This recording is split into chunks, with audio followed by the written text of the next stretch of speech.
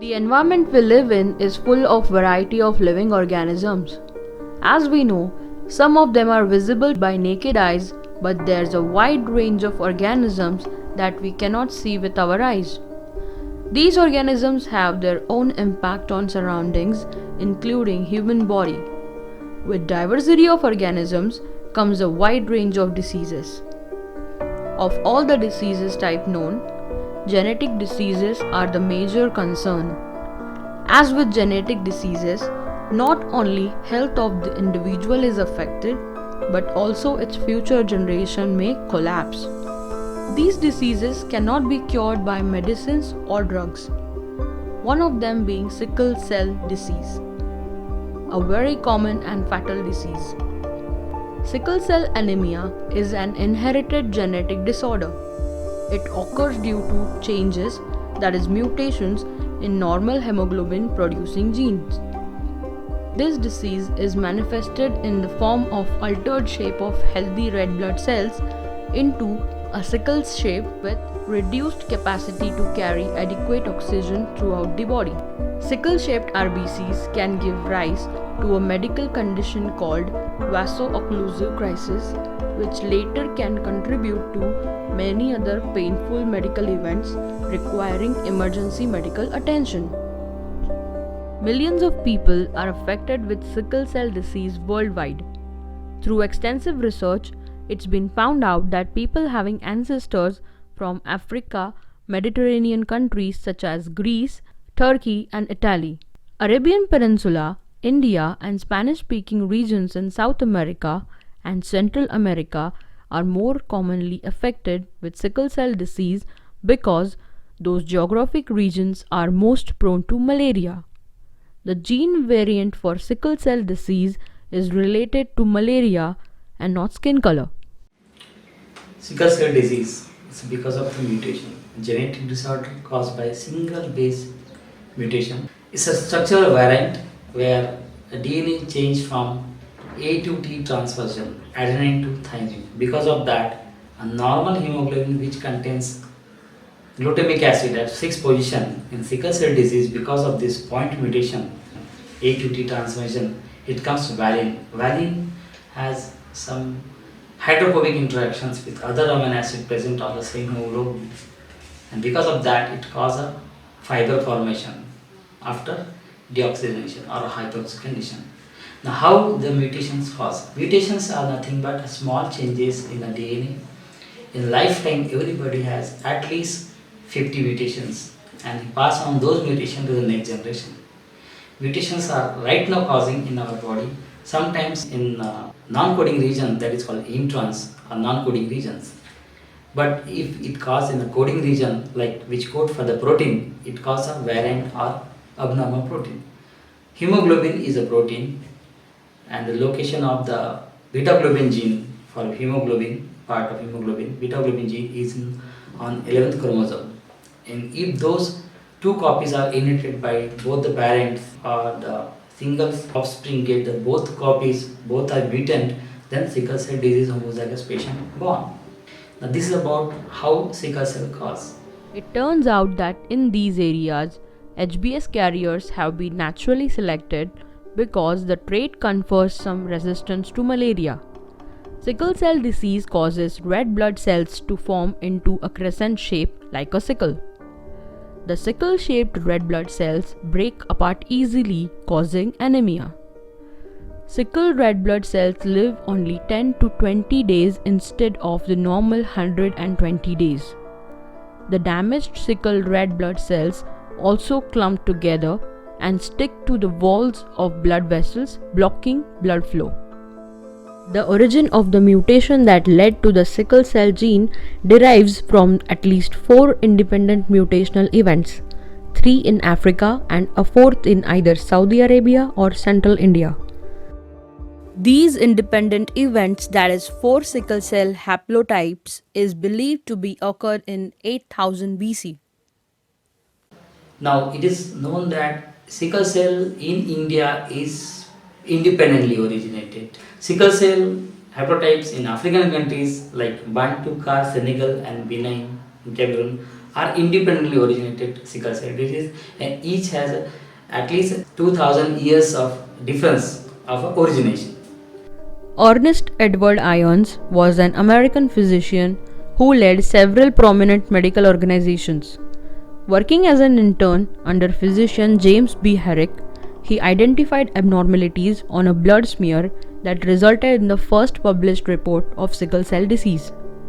In that year, James Herrick published a report of a dental student from Barbados with fever, recurrent pneumonia, and sickle-shaped red blood cells. In the year 1910, Herrick provides the first formal description of sickle cell anemia, where he reports that the blood smear of a dental student at the Chicago College of Dental Surgery contains pear-shaped and elongated forms.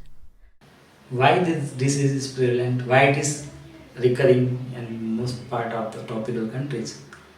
The reason is constant pressure of malaria.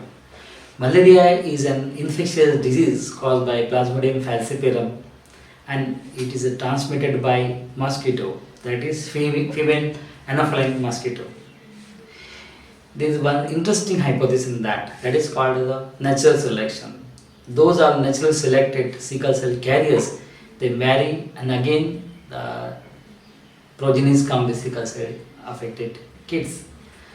When two people marry, and if they both are heterozygous, that is sickle cell carrier, chances at each pregnancy are like that. They will have 1 in 4, that is 25% chances that they will get a homozygous sickle cell baby, that is also called as SCD. They have 25 chances as a normal baby, that is totally normal with no sickle cell trace, and 50% chance that they will have sickle cell carrier, same like a parents. If you take a United States of America, USA, at least 90,000 to 1 lakh SCD homozygous patients are there. In African countries like Central Republic of Africa, the Nigeria, Central Republic of Congo, and other countries, sickle cell disease is very much prevalent, and it is prevalent in those countries where malaria is prevalent. Coming to Middle East, Saudi Arabia is that is having high prevalence rate. Coming to Asian countries, India is the topmost in world for more number of patients. Now, why those patients are conserving those genes? Sickle cell disease prevalence in India. In India, as per Department of Biotechnology Government of India website, they mention about 15 lakh homozygous SCD patients are present in India with more than 2.5, around 2 to 2.5 crores of sickle cell carriers in India. That is a huge number if you compare with Indian sickle cell prevalence and prevalence present in United States of America, that is only around 90,000 to 1 lakh SCD patients. Coming to different states, in India there are at least 10 states are highly affected with sickle cell disease, and as per the study and as per the pockets, there are 3 major pockets in India, and we mention about 5-4-3 state model of SCD prevalence in India. That we have to 5-4 state model just to remember correctly, and as per the density of SCD patient present in that. Coming to 5-4 state model, in 5 state model, that is a central India, that include Orissa, Chhattisgarh, undivided Andhra Pradesh, Maharashtra and Madhya Pradesh. 4 state model is the other pocket of Indian SCD population, that is Western India, that include Gujarat, Maharashtra, Madhya Pradesh and Rajasthan. Coming to 3 state model, the last part, that is Tamil Nadu, Kerala and Karnataka. All these states, wherever they are joining in a border region, they have a lot of SCD population affected. This is because of the presence of hill, the presence of deep forest, and these population, that is all tribal populations, are concentrated toward border area. Sickle cell disease is prevalent in most of the tropical countries, including West Indies to India and all Saudi Arabia and Middle East countries. Now, these have haplotype. Haplotype means before a specific coding region, if you cut restriction enzymes, that will either cleave those DNA or block that DNA. And if you get some mutation in that, either it will cleave or it will not cleave by restriction endonucleases. Based on that, there are total 5 haplotypes, 4 major and 1 minor. One is Bantu, then CAR, CAR means CAR, Central African region, then B9 Senegal, and Indo-Arab. Indo-Arab haplotype is very milder form of a disease, whereas Bantu and CAR are very severe type of haplotypes. Now these are differentiated based on level of fetal hemoglobin expressed by SCD patient. Now what is fetal hemoglobin? If we take our blood sample, an entire RBC contains 3 types of hemoglobin in adult. 96% of the hemoglobin is, we say, A plus A pattern, that is adult hemoglobin, where 2 chains of alpha and 2 chains of beta forms one hemoglobin molecule, that is A plus A pattern, adult hemoglobin. 4% of the remaining part can be divided into 2 hemoglobin again, that is called delta hemoglobin, alpha 2, delta 2. And remaining 0.5% or 0.8% is fetal hemoglobin. It is always present in all the human being, that is alpha 2, gamma 2. Now this is called the fetal hemoglobin. It expresses in first to second trimester before birth of a baby, and that traces to up to 6 months after birth. But in case of sickle cell disease, in different haplotypes, this hemoglobin, that is fetal hemoglobin, varies from 5% to 28%. 5% present in Central African region, and then Bantu 10%, then Senegal and Benin 15%, Indo-Arab it is more than 20%. And accordingly, they have pathogenesis. CAR or Central African region haplotype and Bantu, these are severe haplotypes, where Indo-Arab haplotype is a milder one. It's because of, in India, it's present alpha thalassemia. Alpha thalassemia is a type of a similar kind of a hemolytic anemia, where alpha chains are not synthesized because of the mutation present in the promoter region of the alpha globin gene. As per the references, it is known that these 5 haplotypes are independently originating in Africa and one in India. History of these haplotypes goes back to 8000 BC, 8000 before Christ, that is 10,000 before today's date. And it is known, it is believed that in Indian scenario, Indian haplotypes is the oldest one, and others are independently originated and with a distance of at least 2 to 1000 years. Symptoms of sickle cell anemia: severe anemia, hand-foot syndrome. Swollen hands and feet are often the first sign of sickle cell anemia in babies. Splenic sequestration. Splenic sequestration is a blockage of the splenic vessels by sickle cells. Delayed growth. Delayed growth often occurs in people with SCD. Children are generally shorter but regain their height by adulthood. Sexual maturation may also be delayed. This happens because sickle cell RBCs cannot supply enough oxygen and nutrients. Neurological complications. Seizures, strokes, or even coma can result from cell disease. They are caused by brain blockages. Eye problems. Blindness is caused by blockages in the vessels supplying the eyes. This can damage the retina. Skin ulcers in the legs can occur if small vessels there are blocked. Lung disease. Damage to the lungs over time related to decreased blood flow can result in high blood pressure in the lungs, that is pulmonary hypertension, and scarring of the lungs, that is pulmonary fibrosis. These problems can occur sooner in patients who have sickle cell chest syndrome.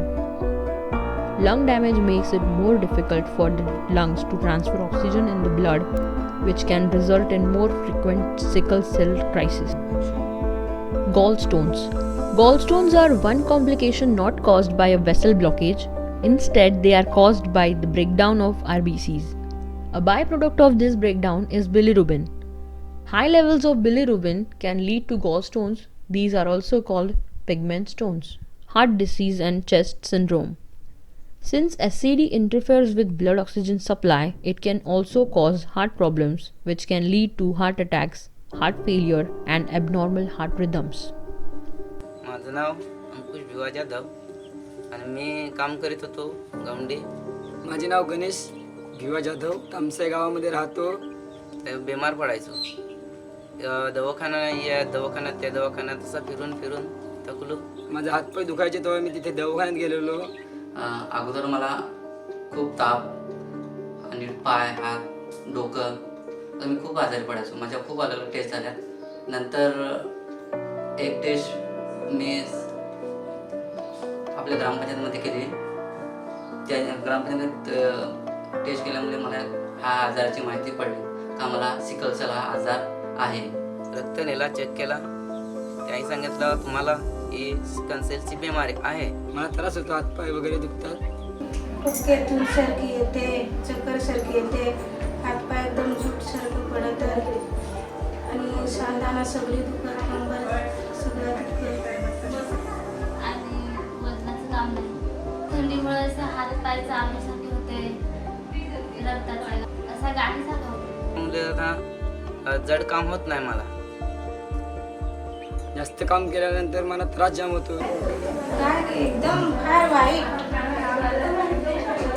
काही असा एक दिवस नाही असा जाणार काय आज मी अशी बरी आहे म्हणून सांग. रोज दिवस काय ना काय इथं दुखाल तिथं दुखाल. Through our NGO, we are conducting school screening or community screening. For that, we are doing 2 tests. First one is a screening test. It is also called a solubility test, or second one is confirmatory test. It is also called HB electrophoresis. In solubility test, once we get a sample turbid, we consider it as a positive sample, but it is not differentiated. It is a heterozygous or homozygous, or it is not differentiated about the carrier or sickle cell patient. For that, we are doing HB electrophoresis. We are on a cellogel membrane. For cellogel membrane, first of all, we are using that hemolyzed sample. We are applying on that. After half an hour, we can see the result on that strip. If the band is running faster, then it's called as a normal sample. If one sample is running little bit faster and a second one is running little bit slower, then it's called carrier. And the sample which is running slower, we say that it's a patient sample. This genetic disorder was first time used to prove PCR technology for molecular detection of genetic disorders, and now various genetic disorders are being routinely diagnosed using this PCR technology. For molecular diagnosis of sickle cell disorder, first the whole blood is drawn from the patient and subjected to DNA extraction. Various methods are available for DNA extraction. We use DNA-Zol method or spin column method to get purified DNA as white precipitate in presence of ethanol, and finally dissolve the washed DNA pellet in nuclease-free water for PCR. For the prenatal diagnosis of sickle cell disease, ARMS-PCR is routinely used, that is arbitrary refractive mutation system polymerase chain reaction. In brief, in the ARMS-PCR technology, mutated DNA base, that is single nucleotide polymorphism, is used in the PCR primer design. In the ARMS-PCR, primers are used. First set, normal beta globin primer without mutation. Second set, beta globin primer with mutated sequence.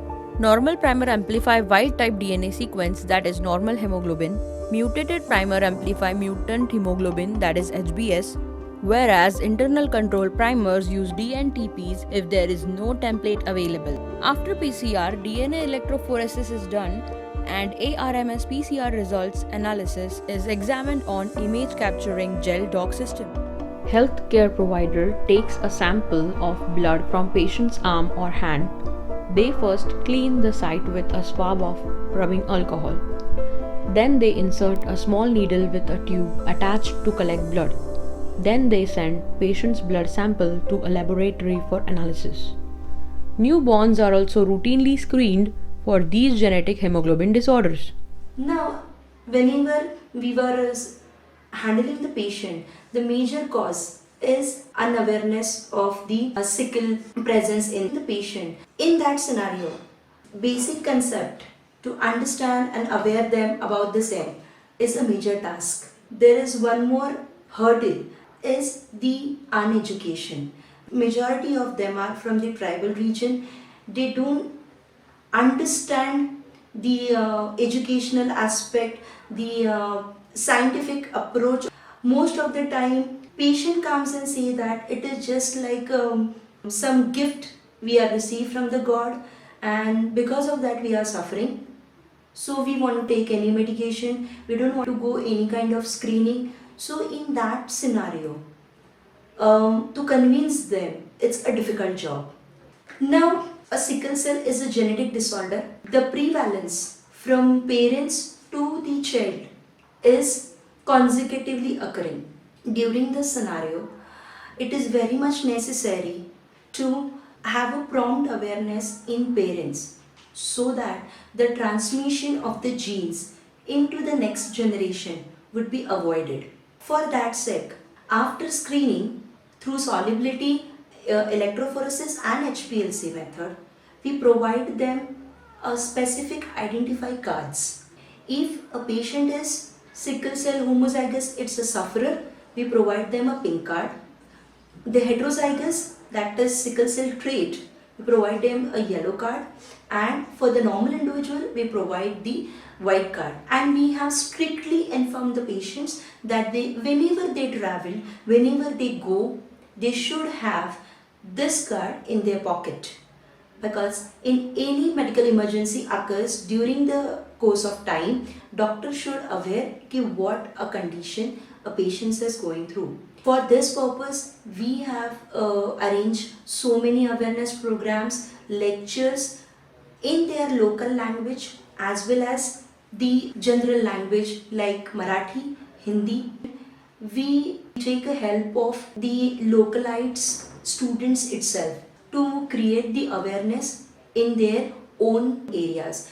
Being a genetic disorder, it is very much necessary to have a genetic counseling. What we do in the genetic counseling, we make aware this entire family what exactly the prevalence in their family, and then we explain them how they can prevent this particular to reach into the next level.